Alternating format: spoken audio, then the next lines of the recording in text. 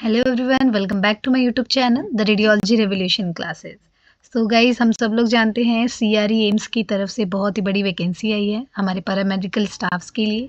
तो मैं आप लोग के लिए हेल्प के लिए लेके आई हूँ, जो रेडियोग्राफर्स हैं उन लोगों के लिए स्पेशली। जितने भी हमारे पुराने क्वेश्चंस पेपर्स हैं उसको हम सॉल्व करेंगे। तो हम जानते हैं ये एम्स है और एम्स में अच्छा खासा क्वेश्चंस पूछा जाता है। सो इसलिए हम अच्छे अच्छे क्वेश्चन सॉल्व करेंगे। जितने भी पुराने पेपर्स हो चुके हैं हमारे रेडियोग्राफर्स के लिए वो सारा मैं लेके आऊँगी। और एवरीडे मैं आप लोगों को 25-25 क्वेश्चंस कराऊंगी, ताकि अच्छे से हम लोग सॉल्व कर सकें। 25 से 50 भी हो सकते हैं क्वेश्चंस। सो प्लीज़ हर दिन मेरे साथ बने रहिएगा, मैं एवरीडे लेके आऊँगी आप लोगों के लिए।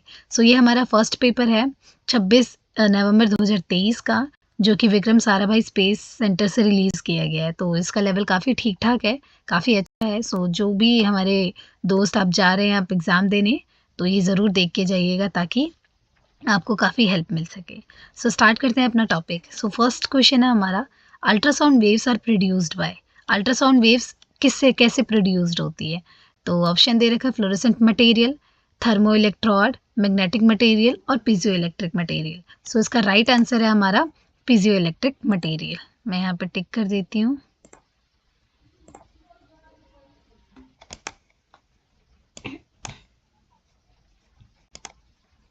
सो पीजियो इलेक्ट्रिक मटेरियल हमारा ये राइट आंसर है। सो नेक्स्ट स्टार्ट करते हैं। नेक्स्ट क्वेश्चन है, isobars are those element which have. तो आइसोबार्स कौन से एलिमेंट होते हैं, उनकी डेफिनेशन पूछ रखी है। सो पढ़ लेते हैं क्या है। Different atomic number but the same mass number. Second option है same atomic number but different mass number. Third है equal number of protons and electron. And fourth है equal number of electron. So तो इसका right answer होगा वो है हमारा A, means different atomic number but same mass number. So हमारे isobars वो होते हैं जिनका एटॉमिक नंबर क्या होता है, डिफरेंट होता है, लेकिन जो उनका मास नंबर होता है वो हमेशा सेम होता है। तो उसको हम क्या बोलते हैं, आइसोबार्स। सो हमें अच्छे से याद रखना है, isobars different atomic number but same atomic mass. ठीक है, नेक्स्ट आते हैं। नेक्स्ट क्वेश्चन बोल रहा है the vomiting centre is located, यानी कि जो हमें वॉमिटिंग होती है उसका बेसिकली सेंटर कौन सा होता है। So the right answer is medulla oblongata. Medulla oblongata में हमारा वॉमिटिंग सेंटर होता है। जो भी अर्ज आता है, नोजिया का आता है या वॉमिटिंग का आता है, वो हमारे मेडुला ऑब्लंगेटा में इनिशिएट होता है, देन हमारी बॉडी उसके अकॉर्डिंग एक्ट करती है। सो बढ़ते हम अपने नेक्स्ट क्वेश्चन की तरफ, which is question number 4। So question is 1 rad is equals to, एक रेड में कितना होता है। सो पहली बात, रेड जो होता है वो हमारी हमारी यूनिट होती है किसकी, एब्जॉर्ब्ड डोज की। ठीक है, एब्जॉर्ब डोज की यूनिट होती है, और एब्जॉर्ब डोज की ऐसे यूनिट क्या होती है, हमारी ग्रे। ठीक है, सो ग्रे हमारी एब्जॉर्ब डोज की ऐसा यूनिट हो गई। तो हमें ये पता होना चाहिए कि हमेशा ध्यान रखिएगा 1 ग्रे में कितना होता है, रेड, 100 रेड। 1 ग्रे में 100 रेड होता है। एंड हमारा 1 ग्रे की जो वैल्यू होती है वो होती है 1 joule per KG. Okay, it means 1 grey 1 joule per KG होगा एंड 1 ग्रे 100 ऑफ रेड होगा। तो आप बता दीजिए कि 1 रेड में कितना होगा, ग्रे। तो 1 रेड में हमारा ग्रे होगा 0.01। ठीक है, तो ये आ गई हमारी 1 रेड की वैल्यू। तो एक रेड की वैल्यू आ गई हमारी 0.001। सो हमारा कितना, और तो हमारा कितना जूल पर केजी होगा इसमें। So 1 gray is equals to 1 joule per KG होता है, तो इसीलिए 1 रेडिएशन 1 रेड, इसको 1 से मल्टीप्लाई कर देंगे तो जो हमारा आंसर आएगा 0.01 ही आएगा। तो इसका आंसर यही है 0.1। ठीक है, जूल पर केजी। तो ये इसका राइट आंसर है। नेक्स्ट आते हैं क्वेश्चन में, lead strips in a grid usually have thickness. So जो हमारी लेड स्ट्रिप होती है, जो हमारे ग्रिड्स बने होते हैं, ग्रिड जो हमारे बेसिकली रेडिएशन, स्कैटर रेडिएशन को एब्जॉर्ब करते हैं, तो ग्रिड जो होता है उसमें लेड स्ट्रिप कितने mm की होती है। So right answer is 0.5 mm की होती है। नेक्स्ट क्वेश्चन है, screen marks appears as dash on radiograph. जो हमारे रेडियोग्राफ्स होते हैं, यानी कि जो रेडियोग्राफिक फिल्म्स होती है, उस पर कुछ स्क्रीन मार्क्स आते हैं। तो स्क्रीन मार्क्स कैसा होता है, वो होता है, इसका राइट आंसर है ब्लैक। ब्लैक इस वजह से आता है, कुछ यहाँ पे हमारे स्क्रीन मार्क्स होते हैं जिसकी वजह से जो रेडिएशंस होता है वो इसको पेनिट्रेट नहीं कर पाता है, ठीक है, मतलब ऑब्सक्योर्ड करता है, वो रेडिएशन ना जाने देता है इसके अंदर से, इसीलिए वो हमारा जो एरिया वो कैसा आता है, ब्लैक आता है। सो हमारा राइट आंसर है ब्लैक। सो बढ़ते हैं अपने नेक्स्ट क्वेश्चन की तरफ। क्वेश्चन नंबर 7 क्या बोल रहे हैं, T2 relaxation time is the time when transverse magnetisation decrease to %% of original value. यानी कि T2 रिलैक्सेशन जो होता है हमारा वो टाइम होता है जिस पे हमारा जो ट्रांसवर्स मैग्नेटाइजेशन कितना डिक्रीज हो जाता है अपनी ओरिजिनल वैल्यू से। सो आंसर इज 37%। यानी कि 37% जो होता है हमारा, अगर ट्रांसवर्स रिलैक्सेशन मतलब ट्रांसवर्स मैग्नेटाइजेशन डिक्रीज हो जाएगा 37%, वो किसके बराबर हो जाएगा, वो बराबर हो जाएगा हमारा T2 रिलैक्सेशन के, ठीक है। तो T2 रिलैक्सेशन टाइम वो टाइम है जब हमारा ट्रांसवर्स मैग्नेटाइजेशन डिक्रीज हो जाता है बाय 37%, ठीक है। बढ़ते हैं next question, 8th question. So question is gadolinium is dash at the room temperature. Gadolinium room temperature पे कैसे बिहेव करता है? तो ऑप्शंस है डायमैग्नेटिक, सुपर पैरामैग्नेटिक, पैरामैग्नेटिक या फेरोमैग्नेटिक। सो आंसर क्या है इसका? आंसर है इसका paramagnetic. Okay, so the paramagnetic हमारा बिहेव करता है gadolinium at the room temperature, क्योंकि यहाँ पे अनपेयर्ड इलेक्ट्रॉन्स होते हैं, इस वजह से ये कॉन्ट्रास्ट जब बॉडी के अंदर जाता है तो वहाँ पे हाईलाइट एनहांसमेंट दिखती है। So the gadolinium at the room temperature कैसे बिहेव करता है? पैरामैग्नेटिक बिहेव करता है। ओके, सो आते हैं क्वेश्चन नंबर 9 पे। The back cover of the X-ray film cassette is made up of carbon, plastic, lead और wood. So answer is lead. Question का मतलब है जो हमारा कैसेट का बैक कवर होता है, पीछे का पार्ट होता है, ठीक है, वो किससे बना होता है? सो आंसर है लेड से। क्यों? क्योंकि जो रेडिएशन होता है वहाँ से क्या करे, लीकेज ना हो, रेडिएशन की लीकेज ना हो, रेडिएशन यहाँ से निकले ना, इस वजह से बैक जो कवर होता है वो लेड का बना होता है। नेक्स्ट क्वेश्चन पे आते हैं, question number 10। T2 of fat is dash of water. यानी कि हमारा जो T2 है वो वाटर, T2 फैट का वाटर से क्या है, ज़्यादा है, कम है, उसके इक्वल है या इन्वर्सली प्रोपोर्शनल है? सो इसका जो राइट आंसर है वो है बी, शॉर्टर। यानी कि T2 जो होता है वो फैट का हमेशा वाटर से क्या रहता है, छोटा रहता है, क्योंकि इसके जो सिग्नल होती है, T2 का जो सिग्नल होता है वो फैट में ज़्यादा जल्दी क्या बोलते हैं, डिकेड होता है। यानी कि फैट में T2 जल्दी से डिकेड हो जाएगा और वाटर में हमारा H2O में ज़्यादा देर तक रहेगा, ठीक है। तो यहाँ पे हमारा हमेशा फैट का T2 छोटा रहता है और वाटर का ज़्यादा रहता है। नेक्स्ट क्वेश्चन पे आते हैं। X ray tube are surrounded by dash of the block unwanted radiation. ठीक है, सो एक्सरे ट्यूब जो होता है वो किससे सराउंडेड होता है ताकि वो अनवांटेड रेडिएशन को क्या कर सके, ब्लॉक कर सके? सो आंसर सबको पता है, वो है लेड, क्योंकि लेड ही एक ऐसा हमारा मटेरियल है जो कि रेडिएशन को रोक सकता है। सो जो हमारा जो एक्सरे ट्यूब होता है वो पूरी तरीके से कवर्ड होता है बाहर से लेड से, ताकि हमारा रेडिएशन ब्लॉक हो पाए। नेक्स्ट क्वेश्चन पे आते हैं। The dry side of the dark room has.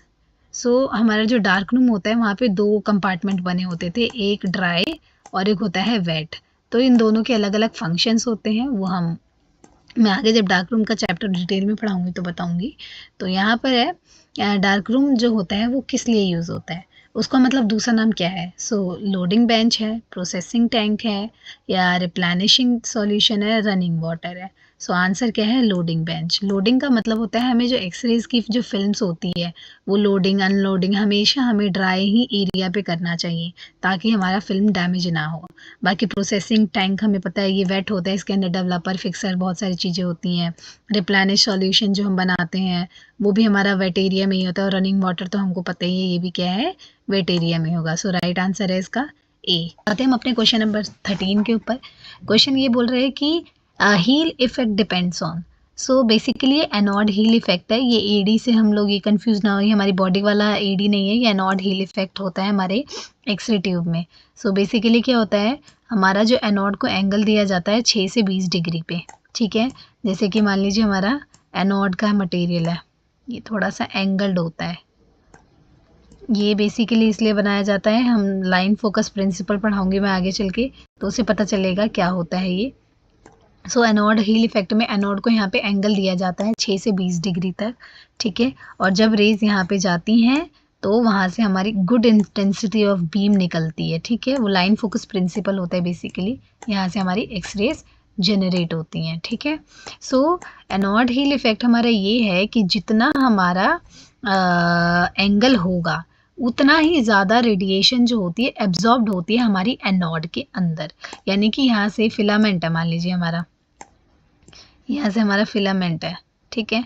Filament आएगा, फिलामेंट से क्या हो रही है, रे इलेक्ट्रॉन्स लिबरेट होके कहाँ जाते हैं, टकराते हैं एनोड की सरफेस पे। जब एनोड की सरफेस पे टकराते हैं तो वहाँ से क्या रिलीज होती है, एक्सरे। बट ये जो एक्सरेज रिलीज होती है, मोस्ट ऑफ द एक्सरेज क्या होती है, एनोड में ही क्या हो जाती है, एब्जॉर्ब्ड हो जाती है, ठीक है। और यहाँ पर फिर बाहर निकलती है, ठीक है। अब क्या होता है, इंटेंसिटी जो होती है एक्सरेज की वो एनोड के साइड पे कम हो जाती है, क्योंकि हमारी most of the radiation absorbed हो जाते हैं एनोड से, और इस तरफ इंटेंसिटी जो होती है वो एक्सरेज की अच्छी होती है। सो हमें क्या होता है, कभी भी पेशेंट को लिटाते टाइम जो थिकर एरिया है, जो थिक एरिया है वो हमेशा कहाँ होना चाहिए, थिक एरिया होना चाहिए at the side of cathode पे, ठीक है। कैथोड के साइड पे होना चाहिए, क्यों, क्योंकि कैथोड पे जो होता है हमारा रेज की इंटेंसिटी अच्छी होती है, क्योंकि एब्जॉर्प्शन नहीं होता है। लेकिन एनोड के साइड पे वही हमारी इंटेंसिटी कम हो जाती है। तो थिन जो एरिया होता है वो हमेशा किस पे होना चाहिए, हमारा एनोड की तरफ होना चाहिए, और थिक एरिया कैथोड की तरफ होना चाहिए, ठीक है। ये हमारा कैथोड है, इसके ऊपर नेगेटिव चार्ज रहता है, ठीक। ओके, सो एनोड जो एंगल होता है, एनोड एंगल पे ही हमारा डिपेंड करता है एनोड हील इफेक्ट, ठीक है। जितना ज़्यादा एंगुलेशन होगा उतना ही ज़्यादा एनोड हील इफेक्ट बढ़ेगा। तो जितना ज़्यादा एंगुलेशन होगा उतना ही ज़्यादा रेज एब्जॉर्ब्ड होंगी और उतना ही कम intensity of X rays release होंगी। सो ये था anode heel effect. Next question पे आते हैं, क्वेश्चन नंबर 14 क्वेश्चन बोल रहा है, wall of the dark room should be lined with lead sheet और lead equivalent। तो ये बोल रहा है कितना हमारा lead की थिकनेस होनी चाहिए जो कि एक हमारा डार्क रूम में होना चाहिए, ठीक है। जो डार्क रूम हम एक्सरे के लिए यूज़ करते हैं वहाँ पे जो वॉल पे लेड होता है उसकी थिकनेस पूछी है, तो थिकनेस कितनी होनी चाहिए। So answer is 1.5 mm, 1.5 mm की थिकनेस होती है। नेक्स्ट आते हैं EDTA। EDTA क्या है, सो बेसिकली EDTA का जो फुल फॉर्म है वो है ethylene diamine tetra acetic acid. Ethylene diamine tetra acetic acid ये एक ऐसा एजेंट है, आप बोल सकते हैं इसको चिलिएटिंग एजेंट बोलते हैं, ठीक है। चिलिएटिंग एजेंट बेसिकली क्या होते हैं, ये बाइंड कर लेते हैं मेटल आयन से, ठीक है, ताकि फर्दर रिएक्शन को रोक सकें। सो किसी भी सॉल्यूशन में मेटल आयन को अट्रैक्ट करना, मेटल्स को अपनी तरफ अट्रैक्ट करना, किन का काम होता है, ये चिलिएटिंग एजेंट EDTA, ठीक है। सो जितने भी हमारे मेडिकल लैब्स वगैरह हैं उसमें हम यूज़ करते हैं EDTA का। ये क्या करते हैं, मेटल्स आयन को एब्जॉर्ब कर लेते हैं, मतलब उनसे रिएक्शन उनको अब बाइंड कर लेते हैं ताकि आगे रिएक्शन रुक सके। नेक्स्ट क्वेश्चन बोल रहा है, येलो और brown shades appearing on the radiographic over a period of a time are due to. ये हमारा क्वेश्चन बोल रहा है कि येलो और ब्राउन शेड्स जो होता है हमारे फिल्म के ऊपर, येलो और ब्राउन कलर के शेड्स होते हैं टाइम के कुछ टाइम हो जाने के बाद, वो क्यों होते हैं, वो किस लिए होते हैं। सो उसका आंसर जो होता है केमिकल स्टेनिंग की वजह से होता है। कई बार हमारी फिल्म्स को क्या बोलते हैं, प्रोसेस आफ्टर प्रोसेसिंग जब ज़्यादा टाइम तक हम रख देते हैं या बिफोर प्रोसेसिंग भी, तो वहाँ पे केमिकल स्टेनिंग हो जाती है। Question is the speed of sound in air. So answer is 340 metre per second. Air के अंदर हमारा साउंड की जो स्पीड होती है 340 मीटर पर सेकेंड होती है, ये याद कर लीजिएगा आप लोग। पेक्स क्या होता है, PACS is picture archiving and computer system. So हमारा राइट आंसर ये है, picture archiving and computer system. Basically हम जितने भी डायग्नोस्टिक सेंटर एंड हॉस्पिटल्स हैं वहाँ पे यूज़ करते हैं फॉर द कम्युनिकेशन, हमारे फिल्मिंग के लिए, जितने भी फिल्मिंग है और जितने भी हमारे जैसे कि कोई भी डाटा हो गया उसको सेव करने के लिए, लॉन्ग टाइम के बाद यूज़ करने के लिए हम लोग पैक्स का यूज़ करते हैं। Next question is how many bits are there in one byte. So इसका जो आंसर है वो नन ऑफ अबव है, यानी कि हमारा एक बाइट में हमेशा एक बाइट में 8 बिट्स होते हैं। ठीक है, 8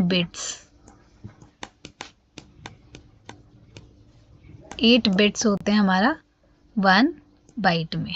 ठीक है, तो ये थोड़ा आप लोग ध्यान रखिएगा। तो इसका आंसर क्या है, 1 बाइट में कितने बिट्स, 8 बिट्स। तो इसमें से कोई भी ऑप्शन नहीं है हमारा।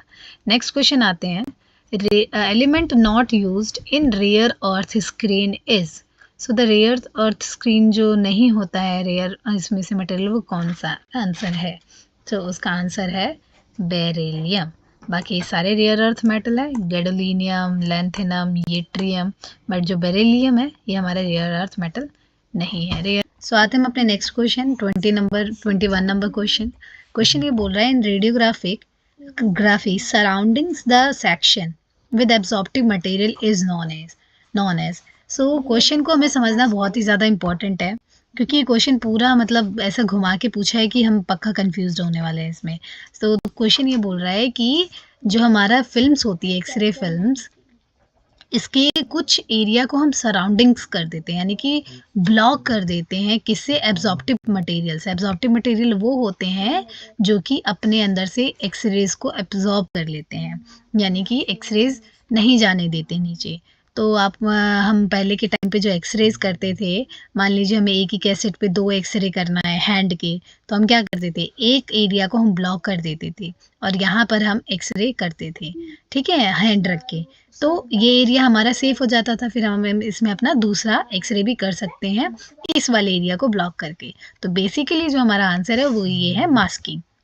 इस प्रोसेस को हम मास्किंग कहते हैं।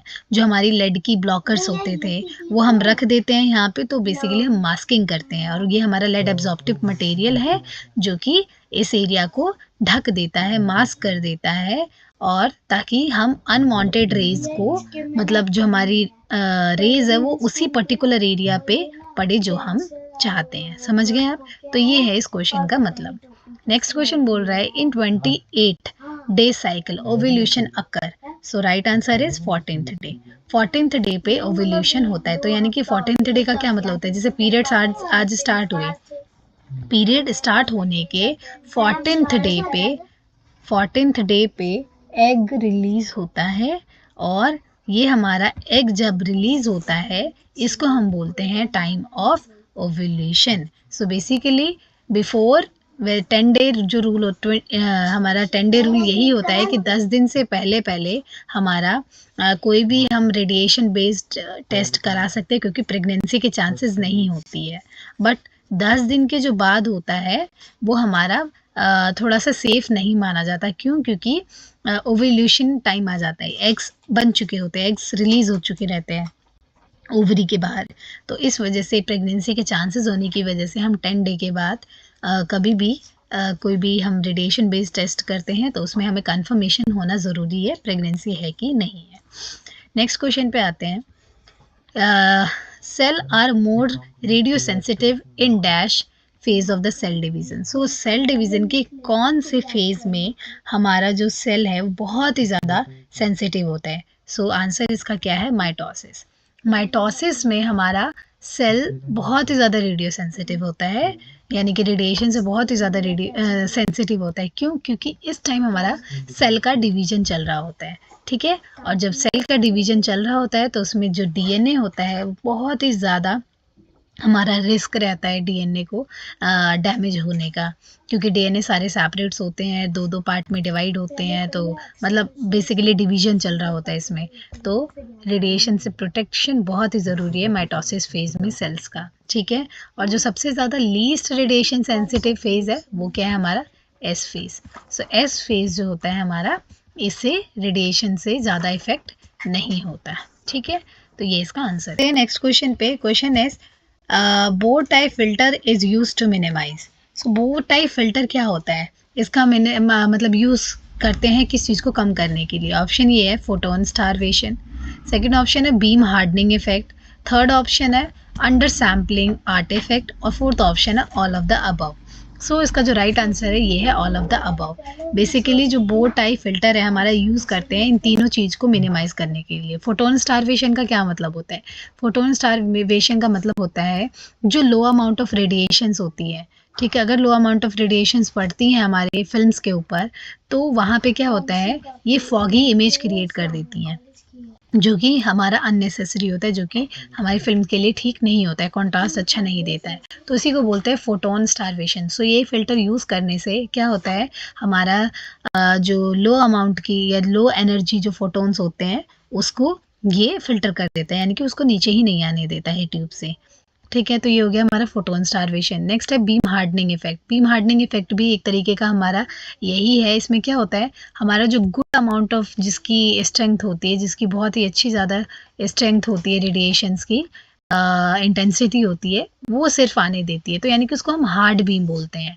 लो बीम वो हो गई जिसकी इंटेंसिटी कम होती है, तो लो बीम को ये क्या करता है, फिल्टर एब्जॉर्ब कर लेता है और अच्छे से जो बीम होती है जिसको हार्ड बीम बोलते हैं, हार्डनिंग इफेक्ट बोला जाता है, उसको ये नीचे प्रोड्यूस करती है।